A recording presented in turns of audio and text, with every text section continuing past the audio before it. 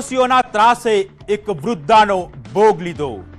Suicide નોટમાં 10 શખ્સોના ત્રાસનો ઉલ્લેખ કરી અંતિમ પગલું ભરનાર સવિતાબેનના કેસમાં પોલીસે હવે તમામ નરાધમોને દબોચી લીધા છે।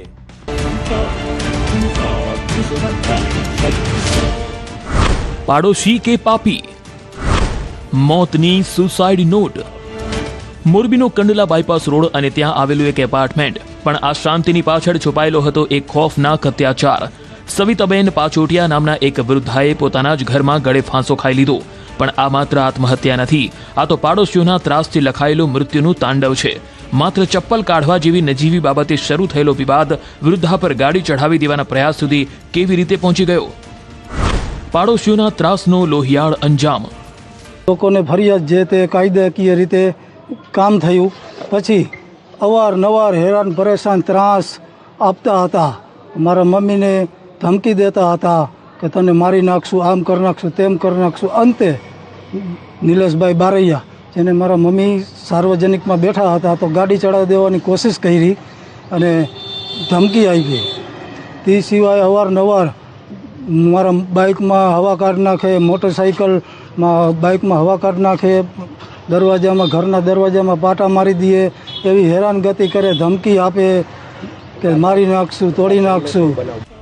ત્રાસની સીમા ત્યારે ઓળંગી ગઈ જ્યારે મનોજ, વિશાલ, નિલેશ અને ભાવિક જેવા શખ્સોએ વૃદ્ધાના પરિવાર પર હુમલો કર્યો।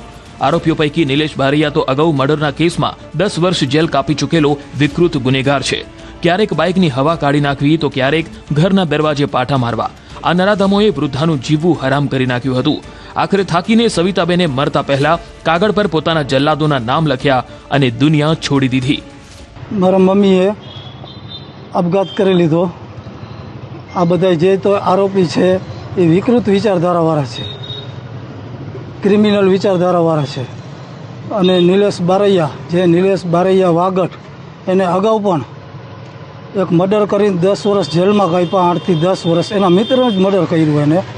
સુસાઇડ નોટ પણ કબજે કરેલી છે અને આ કામે આજે 8 આરોપી ધરપકડ કરેલ છે।